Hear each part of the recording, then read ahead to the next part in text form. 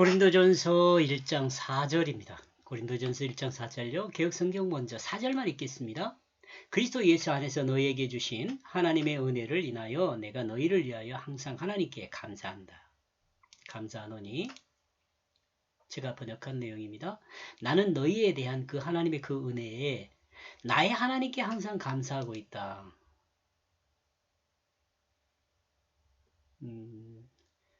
하반절은 다음에 또 있어요. 하반절은 이렇게. 왜냐하면 그가 예수 그리스도 안에서 너희에게 주고 있기 때문이다. 무엇을 주고 있을까요? 5절에 나오겠죠. 고린도 교회를 향한 바울의 마음은 곧 감사로 표현하고, 이 감사는 고린도 교회를 향하는 것이 아니라 하나님을 향하여 감사를 하는 거죠. 하나님. 고린도 교회에 드러나는 그 여러 가지 현상들을 하나님께서 그 은혜 주심에 의해서 드러나기 때문에 이 고린도 교회의 변화가 고린도 교회에게 감사하는 것이 아니라 하나님께 감사하고 있는 거죠. 바울은 고린도 교회를 향한 하나님의 그 은혜에 하나님께 항상 감사하고 있다고 말하고 있습니다. 생각하면 고린도 교회는 세상의 그 어떤 교회보다 문제가 많은 교회입니다. 지금 이렇게 말하고 있는 것은 나와 여러분 어떤 전제가 깔려 있냐면 고린도 교회에 대한 상황을 알고 있는 사람이 하나서 이렇게 이야기하죠. 이 고린도 교회에 대해서 전혀 알지도 못하는 사람에게 문제가 많다고 이렇게 이야기하는 것은 조금 말이 안 되죠. 나와 여러분이 고린도 교회에 대해서 어느 정도 알고 있기 때문에 지금 이렇게 이야기를 하고 있습니다. 이것에 대해서는 약간 다음에 설명을 합니다. 이와 같은 교회에 하나님의 은혜가 임하여 하나님 교회로 설 수 있게 됨을 감사하고 있죠. 누가요? 바울이요. 그리스도인은 하나님 말씀의 뜻 안에서 하나님과 세상 앞에 설 수 있게 됩니다. 나와 여러분은요, 하나님과 세상 앞에 설 수 있게 되는 거예요. 고린도 교회를 향한 하나님의 은혜는 문제가 많은 고린도 교회에도 하나님 말씀이 임하여 고린도 교회를 새롭게 하려는 하나님의 뜻이 있음을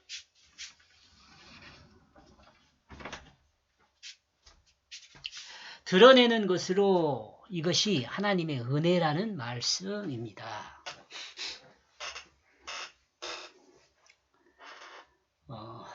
참고로요, 고린도 교회에 문제가 많다라는 것에 대해서 전체적으로 한번 고린도 전서의 전체적인 내용을 보면요.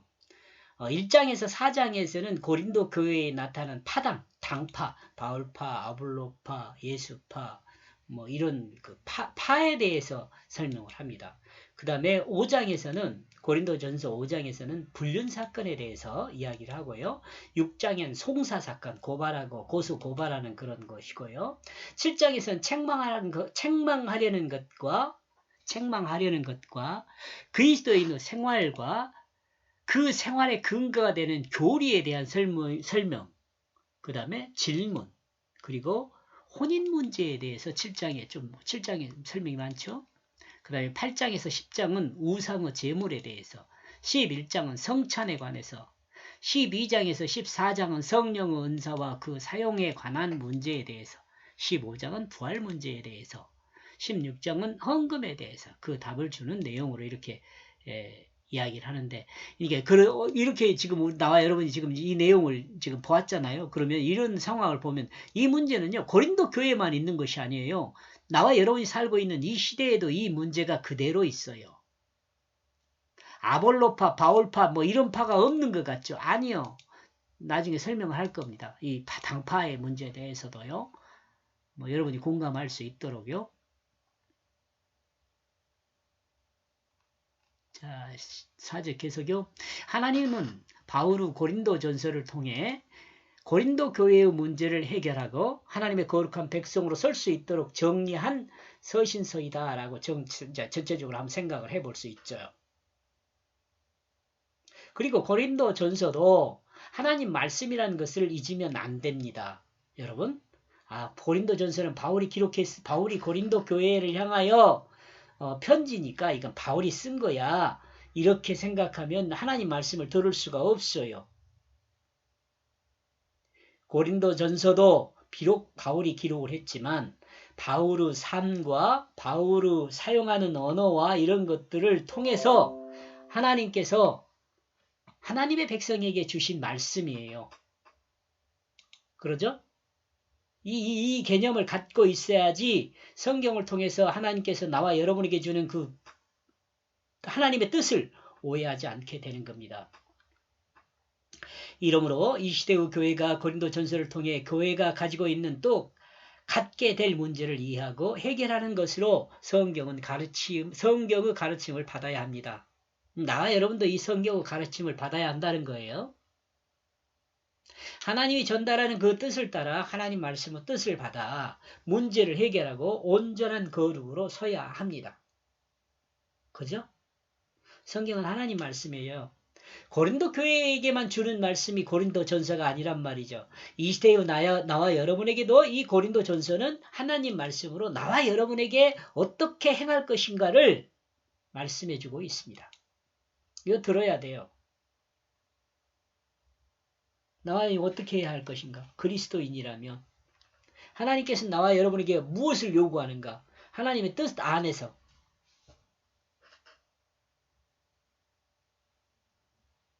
고린도 전서는 하나님을 향한 감사보다는 불평할 수 있는 내용으로 전행됩니다. 지금 제가 여기 어때 불평할 수 있는 내용이잖아요. 지적하는 내용이 많거든요.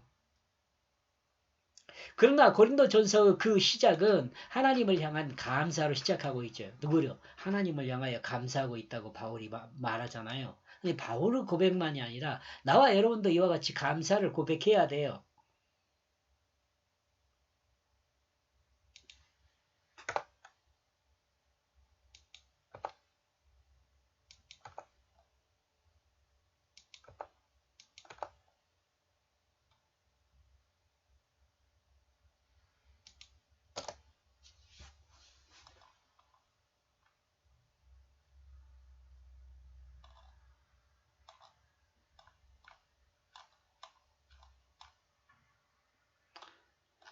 예.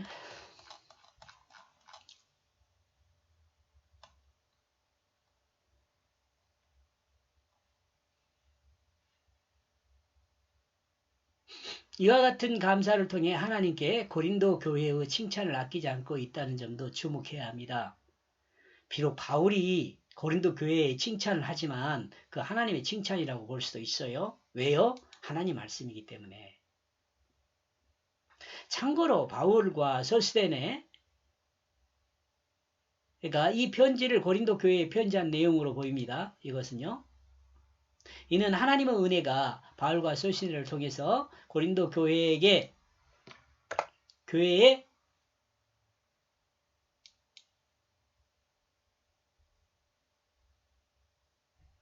고린도 교회에 말씀으로 임한 것임을 생각할 수 있죠. 소망을 따라 하나님의 권세와 힘으로 평안을 회복하도록 거룩을 회복할 수 있도록 평안을 회복하도록 거룩을 회복할 수 있도록 하나님 말씀이 임한 거죠.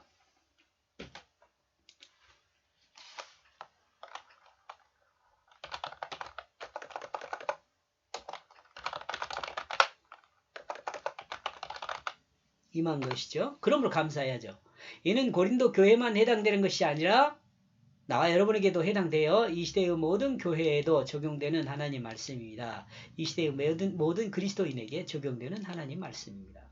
그렇다면 하나님이 고린도 교회에 베풀어 주신 은혜가 무엇입니까? 왜냐하면 이건 본문입니다. 왜냐하면 그가 예수 그리스도 안에서 너희에게 주고 있기 때문에 이거 그거 누구죠? 그는 하나님이에요. 여기 나온 거 봅시다. 하나님이 고린도 교회에 베풀어 주신 은혜는 예수 그리스도 안에서 하나님께서 공급해 주시는 것이라는 것을 말해요. 예수 그리스도 안에서 고린도 교회에게 공급해 주시는 거예요. 하나님은 고린도 교회의 구원을 약속의 백성으로 인정하고 구원받을 약속의 백성으로 하나님은 고린도 교회를 구원받을 약속의 백성으로 인정하고 예수 그리스도를 통한 구속사 안에서 하나님이 은혜를 주시고 있다는 것입니다.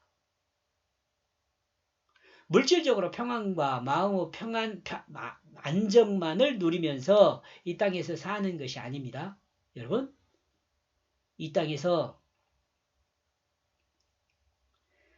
물질적 평안과 마음의 안정만을 누리면서 이 땅에 사는 것이 아닙니다. 하나님의 구원받은 백성으로 고린도 교회가 있다는 것입니다.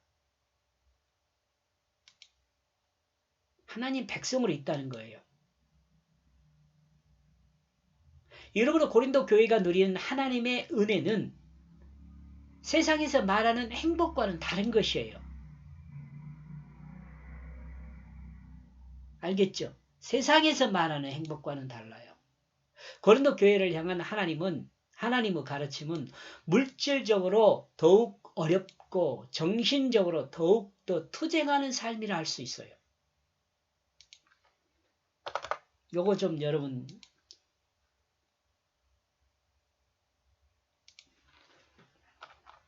이 내용은 이 시대에도 마찬가지예요.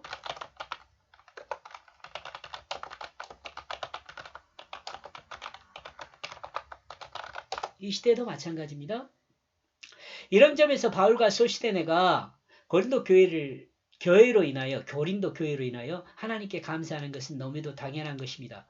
물질적인 것이 아니라 뭐라 그랬어요? 하나님의 은혜는 세상에서 말하는 그 행복이 아닌데 고린도 교회가 하나님의 구원받은 백성으로 고린도 교회가 있다는 거예요. 이것에 감사하는 거죠. 하나님의 구원받은 백성으로 고린도 교회가 있다는 것에 대해서 소시데네와 바울이 감사하고 있다는 거죠. 하나님의 백성으로 있다는 것. 이런 점을 써줄까요? 여기다가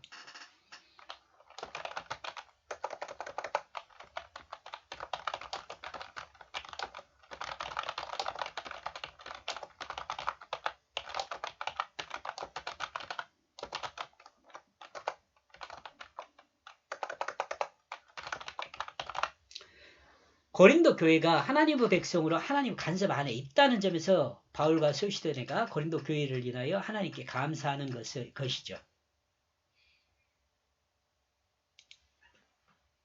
예, 감사하는 것은 너무도 당연하다. 그래야겠네요. 당연하다. 물론 다음의 책망을 위하여 칭찬과 이건 줄을 바꿔야겠네.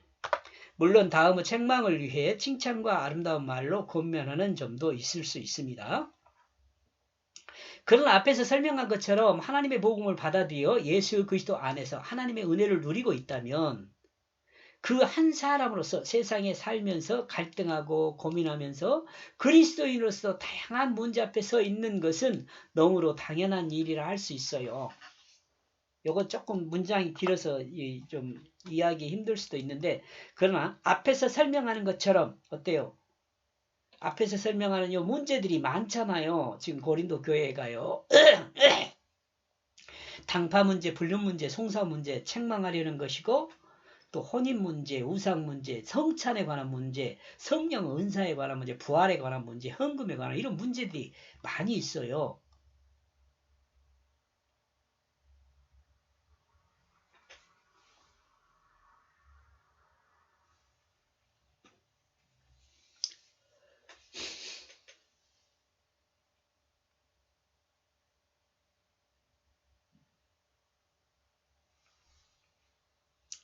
자, 다시요. 이러므로 하나님은 바울과 소시데네가 그리스도인으로서 세상을 살아갈 고린도 교회를 향하여 문제와 문제의 답과 그 고민으로부터 자유로울 수 있는 그 길을 안대하고 있는 하나님의 그 은혜의 말씀을 전하고 있습니다. 문제를 지적하고 문제에 답을 주고 고민으로부터 자유로울 수 있는 그 길을 자유로울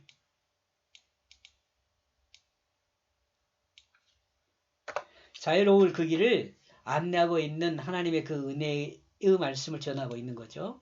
바울은 이것에 대해서 하나님께 또 감사하는 거고요.